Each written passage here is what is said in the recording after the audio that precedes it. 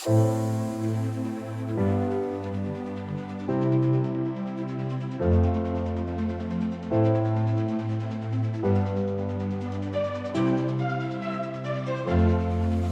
yes, the informer.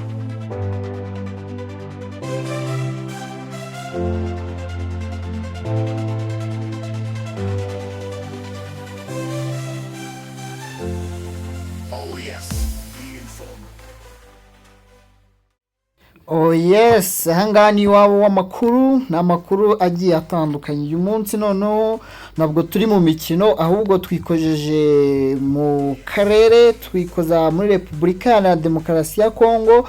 Hariyo amakuru ashyushye nuko mu gitondo cya kare imbunda zabyutse, imitutu yayo yigaragaza. M23 yakozanyijeho na FARDC ndetse n'abambari bayo wazarendo hariya ngo bimeze bite, ndetse na Sandafu ikaba yasohoye itangazo yemeza ko M23 yaba yaje kurasa umusirikare wayo umwe, ariko M23 ikavuga uti twarashe benshi, ibintu byo kuza muyobya uburari mubeshya ngo twarashe umusirikare umwe. Ibyo bintu ntabwo ari byo. Reka twite twinjira muri iyi nkuru umenye ibyo ari byo ko bimeze muri Repubulika Iharanira Demokarasi ya Kongo.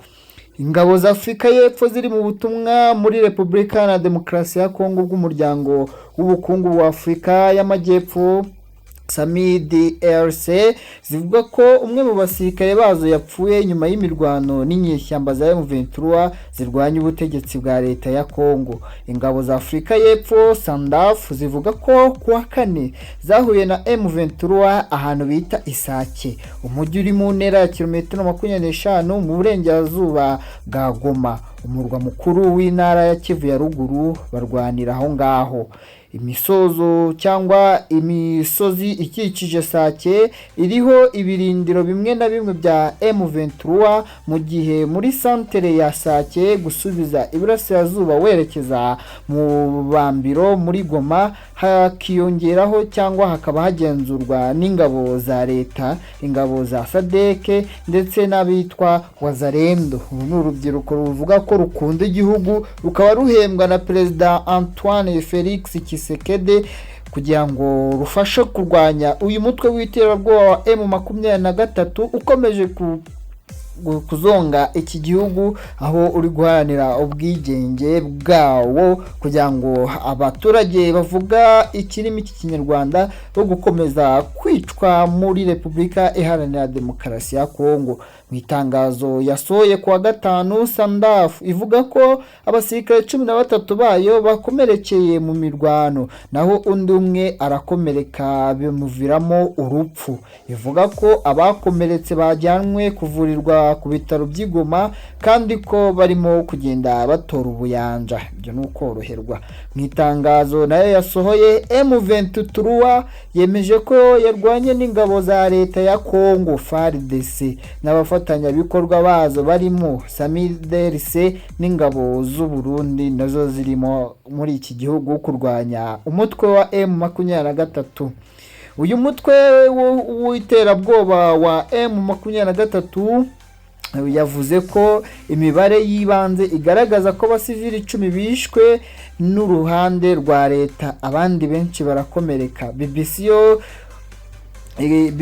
yo gahuza miryango dukesha iyi nkuru ivuga ko itashoboye kubagenzura mu buryo bwigenga cyangwa kugira ngo ibashe kumenya abaturage. M23 yongeyeho ko yafashe imodoka ebyiri z'umwanzi zitwara abasirikare ku rugamba n'ikamyo ikoreshwa ku rugamba. Sandafu niyemeje ko izo zafashwe, ariko yavuze ko imodoka ebyiri zitwara abasirikare zangiritse mu mirwano yazindutse iba. U Rwanda rushinjwa na RDC n'ibihugu byinshi byo mu burengerazuba bw'isi gufasha umutwe wa M23 urwanya ubutegetsi bwa Kinshasa. Ikirego u Rwanda rwakomeje kugenda ruhakana. Leta y'u Rwanda ishinja leta ya Kongo gukorana n'imitwe w'iterabwoba waturutse mu Rwanda wa FDLR ikorera mu burasirazuba bwa Repubulika ya Demokarasi ya Kongo, ndetse bakaba babashinjwa kugira uruhare muri jenoside yabaye mu Rwanda mu mwaka w'igihumbi 1994. Ubutegetsi bw'Kinshasa bwo bukaba buhakana ibyo gufasha umutwe wa FDLR uri gukomeza kugenda uhabwa ikaze muri iki gihugu. Ni na nyuma y'uko hasohotse amakuru y'uko Antoine Felix Tshisekedi yaba yarashyiriyeho amafaranga arenga 200,000 kuri buri musirikare wa FDLR ndetse na ba Wazalendo ndetse n'abandi bambare bawo kugira ngo bakomeze gufasha Felix Tshisekedi kwikiza M23 imugeza habi. Umusirikare wapfuye kuwa kane abaye uwa kane wa Afurika y'Epfo utangajwe ko yapfiriye mu mirwano. Ubwo butumwa barimo muri Kongo bwatangiye, ubu butumwa bukaba bwaratangiye mu Kuboza mu mwaka wa 2010 mu kwezi kwa 12 mu mwaka wa 2023. Muri Mata, Sadek yavuze ko umusirikare ukomoka muri Afurika y'Epfo yapfiriye mu bitaro aho yari amaze igihe gito arwariye. Muri Gashyantare, abasirikare 2 ba Afurika y'Epfo bo mu butumwa bwa SAMIDRC biciwe mu gitero cy'ibisasu by'urwagikane mu ntara ya Kivu ya ruguru. Nyuma y'igihe utagaba ibitero, umutwe wa M23 wongeye kugaba ibitero ku basirikare muri Kongo ndetse ukaba waje guhitana umusirikare umwe. Ubwo naho ngaho ndetse n'ibifaru byinshi byo muri kugenda mubona nibyo byagiye bifatwa na M23. Gitangaje noneho kuri wa gatandatu amakuru yaje ashyushye cyane ugomba kumenya muri aka kanya nuko umutwe wa M23 wabyukiye mu ntambara na FARDC ifatanyije n'abambari bayo hafi ya Kanyabayonga. Bimeze bite nibi ngibi? Mu nkengero za Kanyabayonga haramukiye imirwano ikaze hagati ya M23 n'ihuriro ry'ingabo zirwana no ku ruhande rwa leta ya Kongo. Ni imirwano yatangiye mu gitondo cya kare cyo kuri wa gatandatu tariki ya 2 Kamena 2024 nk'uko ibinyamakuru byo muri Kongo bigenda bibitangaza. Iyi mirwano iri kubera mu duce turi mu ntera y'ibirometero 2 ivuye muri centre ya Kanyabayonga. Amakuru akaba avuga ko iyi mirwano ikomeje kumvikanamo imbunda ziremereye nino kandi ko ibyo byatumye abaturage bakomeza guhunga bakagenda bava mu bice bimwe na bimwe biri kugenda biberamo intambara. Muri izi nkengero za centre ya Kanyabayonga zatangiye kuvugwamo imirwano kuva kwa gatanu w'icyumweru turimo, aho abarwanyi ba M23 basa n'abamaze kuzenguruka uyu mujyi muto ariko ufatwa n'ingenzi mu ntara ya Kivu ya ruguru kuko wibitseho ubutunzi kamere ndetse ukaba unakorerwamo ubucuruzi butandukanye harimo n'ubw'amabuye y'agaciro agurishwa mu bihugu by'amahanga. Amakuru yatanzwe n'ibiro ntaramakuru by'Abafaransa AFP avuga ko M23 igeze hafi na centre ya Kanyabayonga ko kandi ibintu byo muri uwo mujyi byamaze kuvurungatana cyangwa kuvurungana.